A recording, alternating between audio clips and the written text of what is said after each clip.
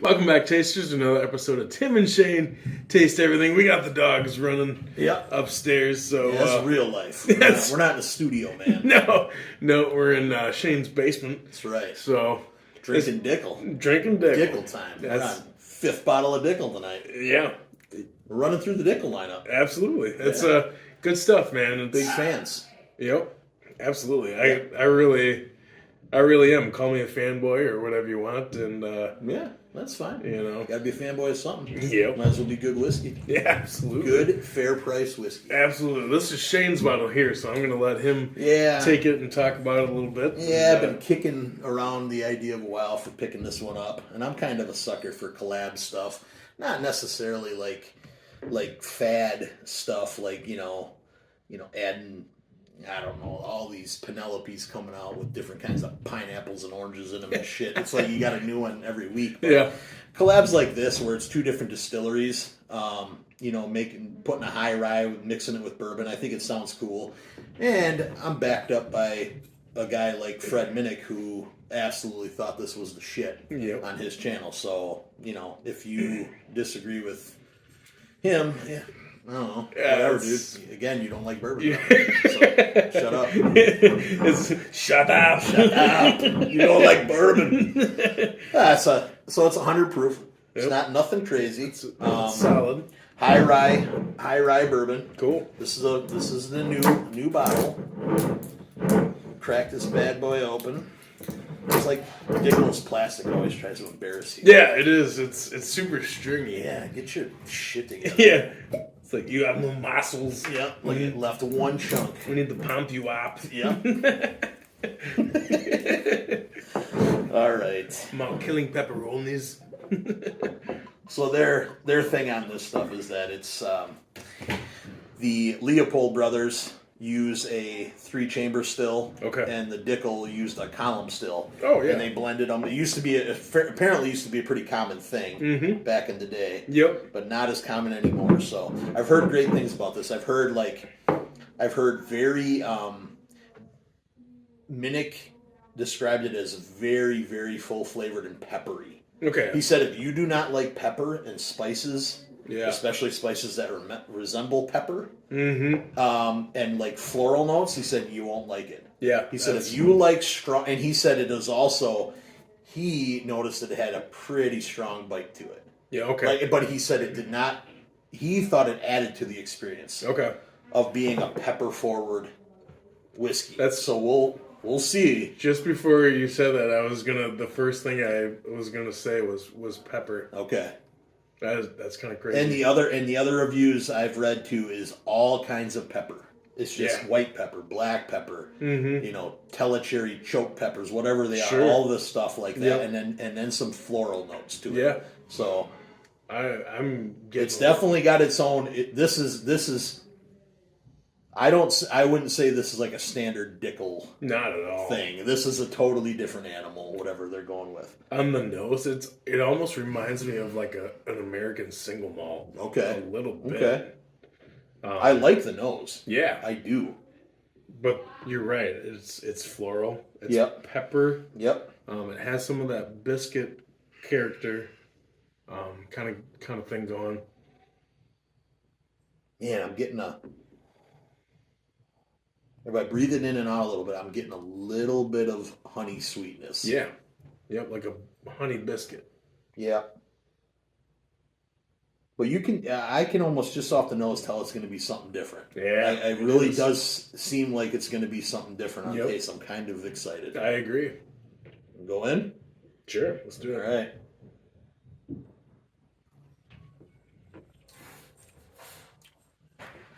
Dude, I love that. Wow. That is unique. Yeah. And I get it's a little burn on the end. Yep. It's a hug. It ain't nothing like off-putting. No. It's not. Dude, the floral notes. Yeah. And white pepper. I'll go with like lighter pepper. It's not like black pepper like. No. It is I get it's almost like a little bit of a stringency. The pepper, but I get more floral note. Yeah, me too. I really do. It's almost like clover honey or something. Yeah, like exactly. on a biscuit, it kind of smells like a warm summer day in an orchard. Yeah. With bees flying around. Yeah.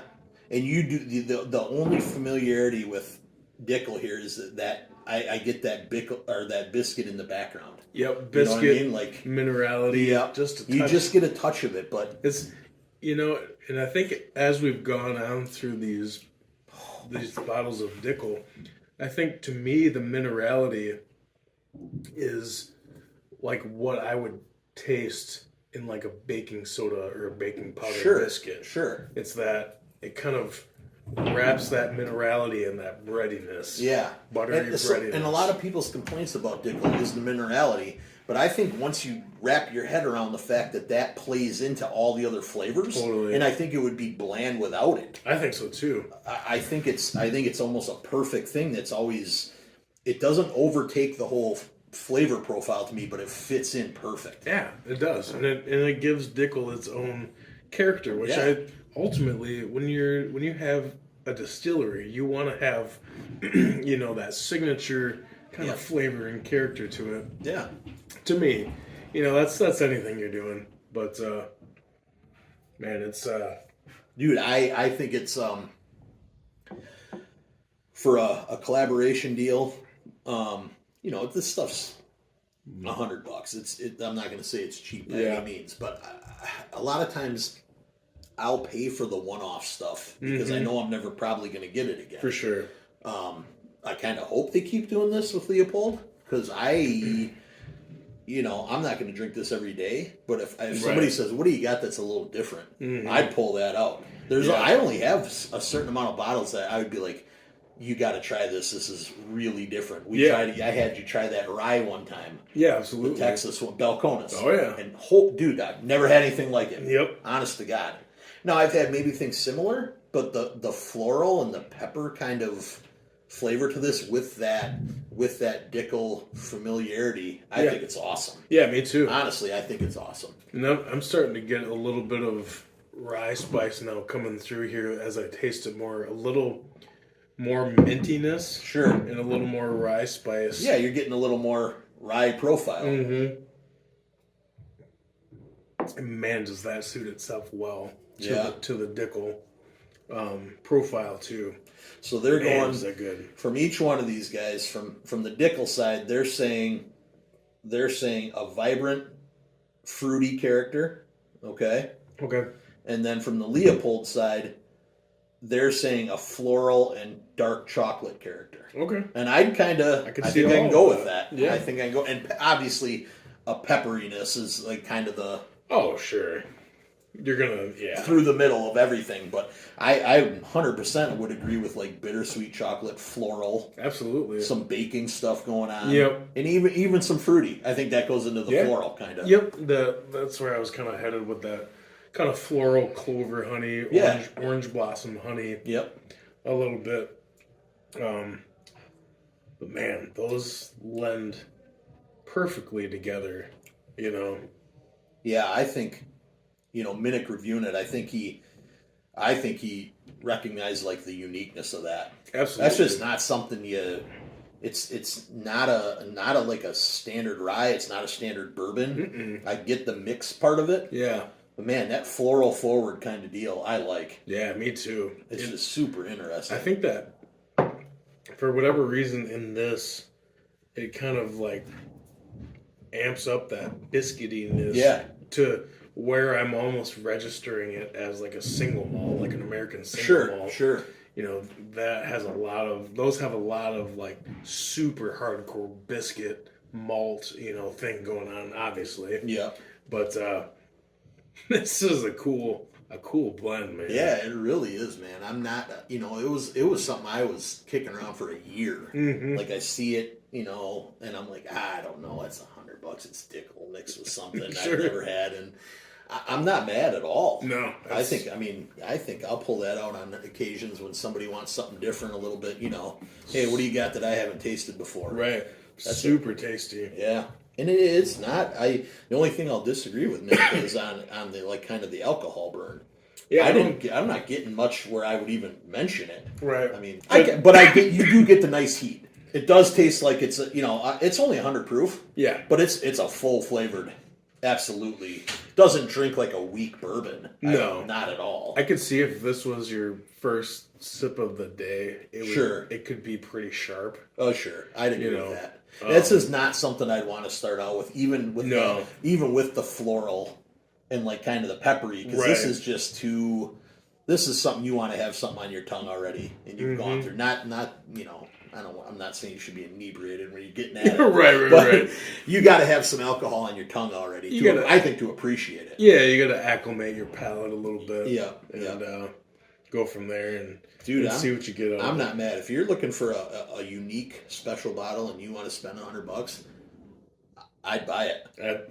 I'd buy it. And there's things I've paid more than that for that I've been like, not bad, but I think it's a very unique kind of special bottle. I think it's cool, super unique, and you don't see Dickel doing a whole lot of collab stuff. No, you're right. That's why I was interested in it. Yeah, and I wanted to see how much different it would be from Dickel. But I think it's the perfect blend of Dickel's style mixed with Leopold brothers, and like the flavor profile is just cool. Yeah, it's super unique, especially with Dickel putting their name on it. Like normally they sell off barrels, to blend with other other distillers' whiskey, and they just say it was distilled here, and here, right? And anything from Tennessee basically is going to be Dickel. Yeah.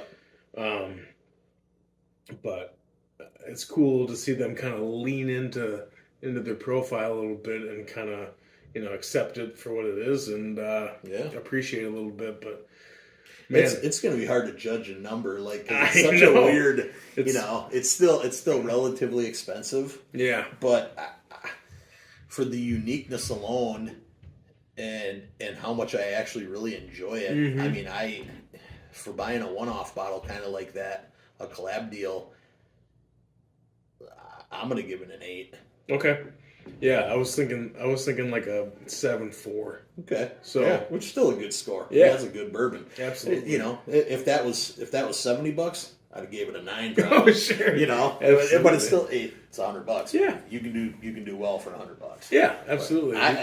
Super unique bottle. If you see it around, especially if you like Dickel. Yeah, I don't think you're going to be mad at all. If you like I think Dickel, that's cool. And if you like Rise, I think absolutely you're going to be able to appreciate it quite a bit. If you're getting burnt out on the mapley, sugary, oaky, dude, and you want something different, floral and peppery and kind of familiar with the Dickel, that's the stuff, man. Yeah, and I think it would be a nice little gateway to kind of get you into like American single malts. Oh, sure. It's just kind of a stepping stone from bourbon's Rise, into that a little bit. It's just got a little bit of that quality to it that, I don't know, could open a new door for you. Yeah.